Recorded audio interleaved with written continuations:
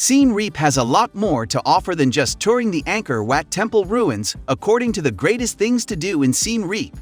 There are hundreds of natural and man-made things to see in Siem Reap, which is Cambodia's unofficial tourist hub.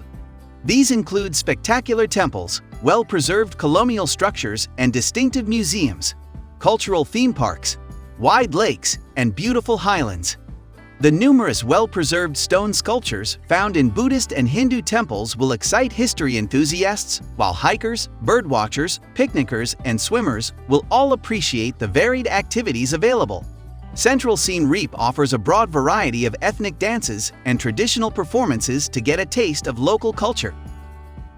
Archaeological Park of Angkor. Angkor Archaeological Park is home to Siem Reap's famous Angkor Wat, as well as 50 Hindu and Buddhist temple structures built between the 9th and 12th centuries. This park, which was once the biggest pre-industrial metropolis in the world, was designated a UNESCO World Heritage Site in 1992 for its ancient Khmer architecture, art, and civilization. Terrace of Elephants, a 300-meter wall adorned with impressive sculptures of elephants, garas, five-headed horse, Khmer dancers, and warriors, is another noteworthy attraction in this area. A multi-day entry to Angkor Archaeological Park is highly recommended for those who want to see all the park has to offer. Cambodia's National Museum of Angkor. The Angkor National Museum is home to more than 1,000 Khmer artifacts. The large museum, which can be found on Charles de Gaulle Boulevard, is organized into 8 sections based on history, religion, and monarchy. Exhibits include remnants from the pre-Angkorian eras of the famous Khmer rulers Funan and Chenla, as well as Angkor Wat, Angkor Thom, and stone palettes inscribed with ancient Khmer and Sanskrit texts. Angkor National Museum has several touchscreen displays, movies, and commentary about the Khmer civilization and the magnificence of Angkor, which visitors are urged to see before seeing the temple remains. This helps visitors better appreciate the stunning temple ruins. There are 3 Angkor silk farms. An organization called Artisans d'Angkor, based in Siem Reap, aspires to revive and perpetuate Cambodian sericulture via the establishment of the Artisans d'Angkor Silk Farm. In addition to teaching silk manufacturing, they also make use of the silk that is produced in the course of their business. From breeding silkworms to dyeing the silk to weaving the final product, a fascinating and educational guided tour of the farm is offered. From Siem Reap's Artisans d'Angkor Hotel, they provide a complimentary shuttle service that departs at 8:30 a.m. and 1:30 p.m. every day. 2 hours is the time it takes to complete the full trip. A scale model of Angkor Wat. This modest museum in Siem Reap contains miniature copies of Angkor's monuments. Dai Proang built the miniatures of Angkor Wat, BANTEAY, SREY, and other ancient temples in 1994 and 1995, and their craftsmanship is evident. It's worth a look, despite its size, because of the attention to detail put into the miniatures. But he'll try his best to show you around, even if he doesn't speak any English at all. The cost of admission is $1.50. The museum is open round the clock, 365 days a year. Siem Reap's 5 best Apsara dinner and dance shows. Several restaurants and hotels in Siem Reap have Apsara dance performances, and dinner presentations, including Apsara dance, are included in many trips. The average runtime of a show is around 2 hours. Apsara dance, masked dance, shadow theater, and folk dance are all included in most Khmer dance performances. There is generally little or no explanation of the history and purpose of the dances as they are performed in these short performances for visitors. It is still worthwhile to view them, though. Fewer than half a dozen locations are displaying these performances. Among them are the Raffles Grand Hotel, the Apsara Theater, and the Kulin Restaurant on Sabutha Street in the Wat Bo village area of Angkor. Banteay Chhmar. As Banteay Chhmar is located a little outside of Siem Reap, it is less popular with tourists. Built under King Jayavarman VII's colossal construction program, this site is dedicated to the memory of the king's son, who was killed in combat against Cham. Bas-reliefs depicting Khmer and Cham battles can be found throughout the site. Banteay Samar. Built in the characteristic style of Angkor Wat, Banteay Samar is an enormous temple with a comparatively low-rise design.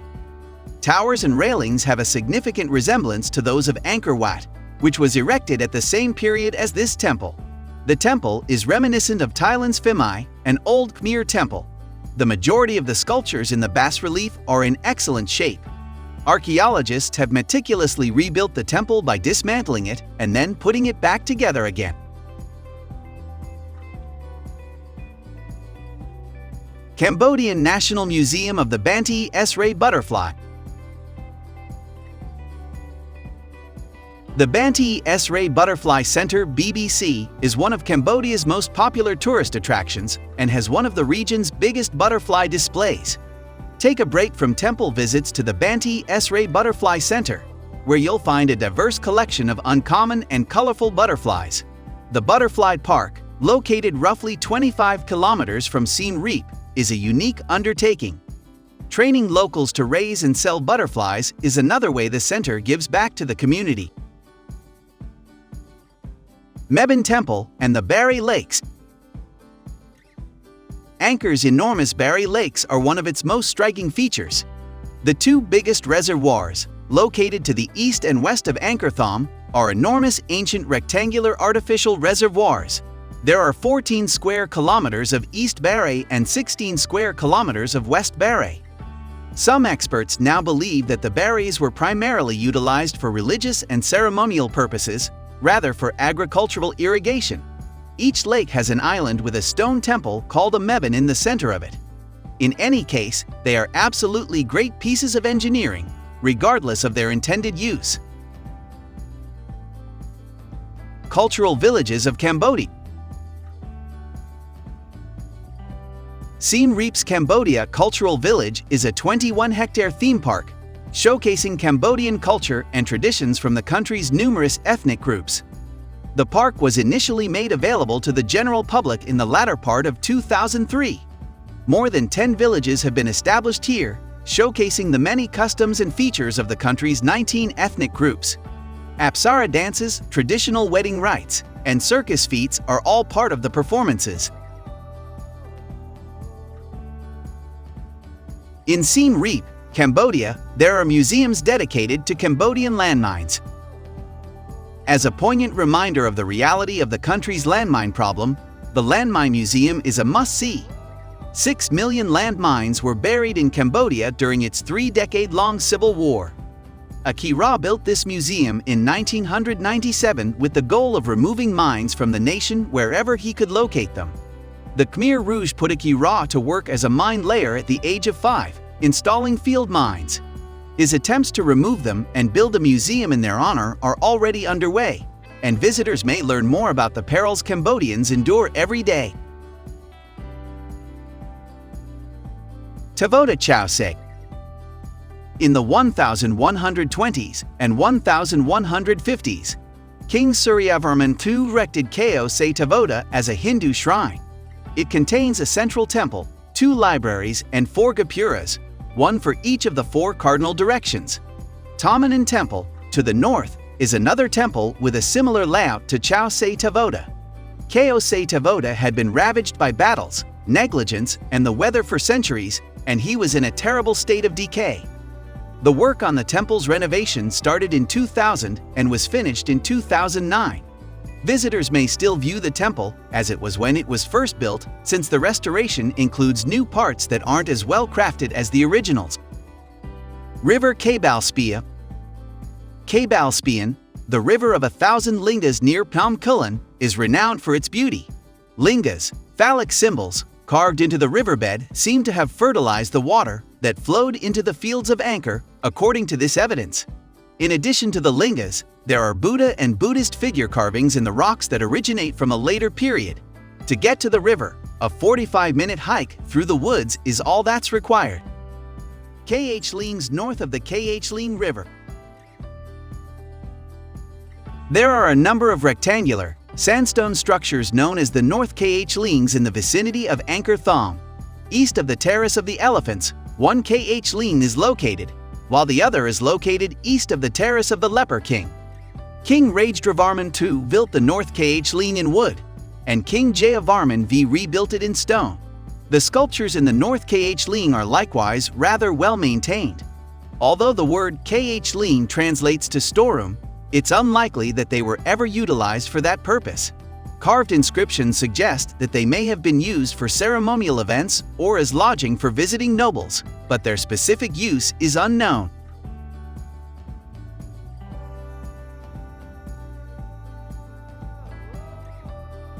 Yoga at the Peace Cafe.